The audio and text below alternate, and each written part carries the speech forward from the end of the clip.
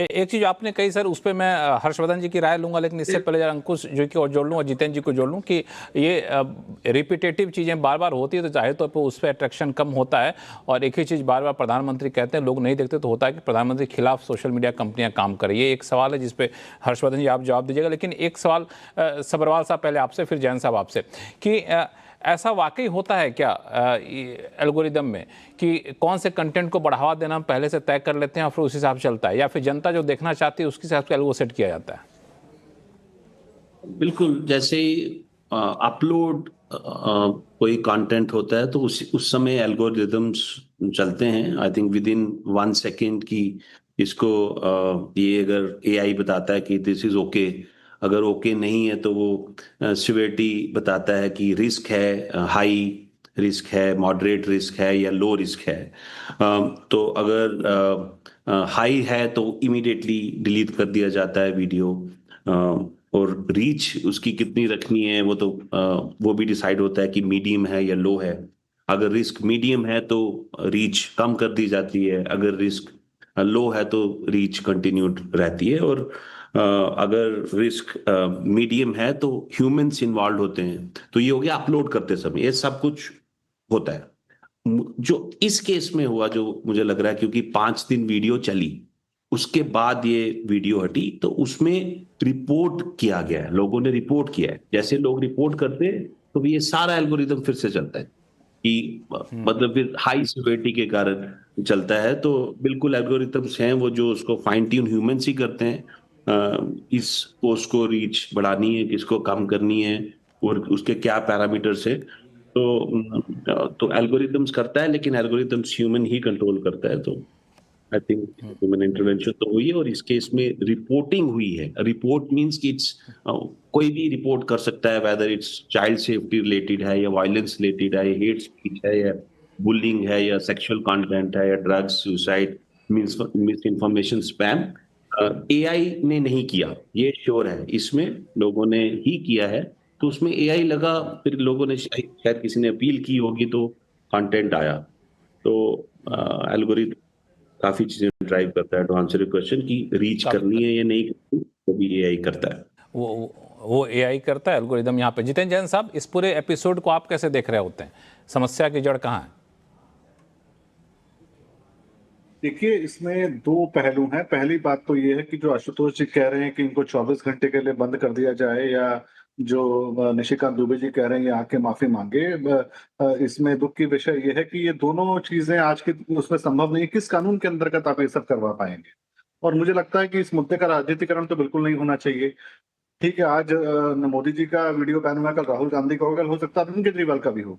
मगर बड़ा कानून ये है कि पहले तो फेसबुक से पूछना चाहिए कि ये जो वीडियो फ्लैग हुआ और कंटेंट टेक डाउन हुआ, क्या वो कंप्लीटली, जैसा मेरे मित्र अंकुश बता रहे थे, क्या वो एआई से फ्लैग होकर ऑटोमेटेड टेक डाउन था, या उसमें किसी भी तरह कोई ह्यूमन इंटरवेंशन इन्वॉल्व था? अगर मान लीजिए एआई से टेक डाउन हुआ, तो आपको पता होगा एल्गोरिदम्स का जमाना है। ह्यूमंस उसको बनाते हैं, हम उसको ट्रेन करते हैं, उसमें गलतियां हो सकती है। और अगर एआई के कारण गलती हुई तो ठीक है, ये गलती हो सकती है, उसको क्षमा कर देना चाहिए। मगर अगर उसके अंदर किसी भी तरह का ह्यूमन इंटरवेंशन है, तो ये बहुत ही संजीदा विषय है और बहुत ही चिंता का विषय है। उसके ऊपर फिर कार्रवाई होनी चाहिए। अच्छा, एक दूसरी बात, निशिकांत जी कह रहे हैं कि माफी मांगे। क्यों माफी मांगे भाई? प्रधानमंत्री जी का कोई पर्सनल वीडियो तो था नहीं, देश के प्रधानमंत्री का वीडियो है। तो माफी नहीं, कार्रवाई होनी चाहिए। अगर माफी देना है तो आप छोटे बच्चों को, 18 साल से कम के बच्चों को दीजिए। इनको ये प्रॉफिट मेकिंग कंपनी को से माफी देने लगे। दूसरा, जो आप आशुतोष जी भी कह रहे थे 24 घंटे बैन कर दो या इस तरह का हो, देखिए आज ये समस्या है। कल एक थोड़े दिन पहले सीसैम को लेकर समस्या थी। आपको समझना होगा कि आज के डेट में जो टोटल व्यूअरशिप इन लोगों की है, जो टोटल यूजर बेस है, वो आज यूरोप की और अफ्रीका की सारी आबादी से लेकर ज्यादा यहाँ पे व्यूअरशिप है। और जब इतनी ज्यादा व्यूअरशिप आपके पास होती है, तो आपके पास एक कंटेंट को एम्पलीफाई करने की, रेस्ट्रिक्ट करने की बहुत बड़ी ताकत आती है। और वो ताकत मात्र कंटेंट को रोकने या बढ़ाने की नहीं है, वो पूरी की पूरी जनता का, इलेक्टोरेट के ओपिनियन को मैनिपुलेट करने की ताकत होती है। और वहां पे एक बहुत बड़ी जिम्मेदारी भी होनी चाहिए। तो मुझे लगता है कि भारत के अंदर अगर इन कंपनियों से कहा जाए, मैं आपको एक साधारण उदाहरण दूं। आपके घर में आप फ्रिज खरीदते हैं, टीवी खरीदते हैं, एक मोबाइल नंबर, हेल्पलाइन नंबर होता है। आप अपने किराने की दुकान के पास भी जाएंगे, वो भी आजकल आपको एक नंबर देता है। इन कंपनियों का हजारों करोड़ का यहाँ कारोबार है, कोई ऐसा नंबर नहीं जिसमें आप इमरजेंसी में भी, टेरर के केस में, किसी सुसाइड थ्रेट के केस में आप इनको कॉल कर सकें। एक ईमेल आईडी देते हैं जो आयरलैंड में बैठा बंदा 2 दिन बाद ऑटोमेटेड उसका जवाब देगा, कोई अता पता नहीं है। अगर आप जिम्मेदारी तय ही नहीं करेंगे तो फिर आप ये कैसे उम्मीद करते हैं कि जब राजनीतिक लोगों के ऊपर हमला होगा कंटेंट को रोकने के लिए, तो एक कंपनियों के ऊपर फिर आप कार्रवाई करना चाहेंगे? मुझे लगता है उससे बड़ा मुद्दा इस देश के अंदर डीप फेक पॉन्स का, सेलिब्रिटी के साइबर चेहरे के साइबर स्कैम्स का मुद्दा है। जब आप उसके ऊपर शांत बैठे हैं, आप कोई कानून नहीं बना रहे, आपके पास इस समय कोई कानून नहीं है कंपनी के ऊपर कार्रवाई करने का, एकमात्र विकल्प है 69A के अंदर इनको टोटल पूरा बैन कर दिया जाए, और उसके अंदर समय सीमा नहीं है, वो कंप्लीट बैन है। जो एक मॉडरेट पनिशमेंट होना चाहिए या एक स्टेप बाय स्टेप पनिशमेंट होना चाहिए, कोई फाइनेंशियल पेनल्टी हो, किसी तरह का कोई प्रावधान नहीं है, ना 24 घंटे का, ना कोई फाइनेंशियल पेनल्टी इम्पोज करने का, या नए यूजर को ऑनबोर्ड करने से रोकने, कोई प्रावधान किसी कानून में नहीं है। इसलिए सबसे बड़ी जरूरत है कि सबसे पहले आप एक स्ट्रिक्ट कानून लेके आए जिसके अंदर एक एग्रीगेटेड मैनर के अंदर, स्टैगर्ड मैनर के अंदर पेनल्टीज का या पनिशमेंट्स का प्रावधान हो। दूसरा, जो निशिकांत जी का लॉजिक है ना, हर चीज को राजनीति के चश्मे से देखने का, कि हमारे पॉलिटिकल पार्टीज के पास 27 बिलियन व्यूज, इनके इतने आ गए। अब ये आशुतोष की बात इस बार पहली बार मैं सहमत हूं कि हो सकता है एक समय में एक कंटेंट की व्यूअरशिप आ रही हो, और ये भी संभव है कि ये कंपनियां जानबूझ के उसको मैनिपुलेट करने के लिए कोशिश कर रही हो, मगर उसका समाधान कंपैरिजन में नहीं है, उसका समाधान कानून में और ट्रांसपेरेंसी में है। तो आप अगर भारत के अंदर ऐसा कानून लेकर आते हैं कि इन कंपनियों को फोर्स किया जाए कि जो रिकमेंडेशन आते हैं कंटेंट के, उसका एल्गोरिथम क्या है बताइए, तो वो उसका समस्या का समाधान है। ये जो आप कह रहे हैं 24 घंटे बैन कर दीजिए, माफी मंगवा लीजिए, ये फायर फाइटिंग है, आग बुझाने वाली चीज है।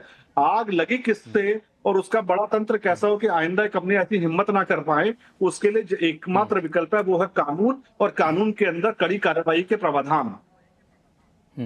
नहीं, अभी आपके हिसाब से आप कह रहे हैं कि अभी कोई ऐसा कानून नहीं है कि जिनको सीधे तौर पे इनको जिम्मेदार ठहराया जा सके, इनके खिलाफ कार्रवाई की जा सके? कोई कानून नहीं है, एकमात्र विकल्प है कि सेक्शन 69A के अंदर, आईटी एक्ट के अंदर, ऐसी कंपनियां जो भारत के कानून से या सरकारी आदेशों की अनुपालना नहीं करती उसको बैन कर दिया जाए या रोक दिया जाए, जैसे चाइना की एप्स को हमने बैन किया।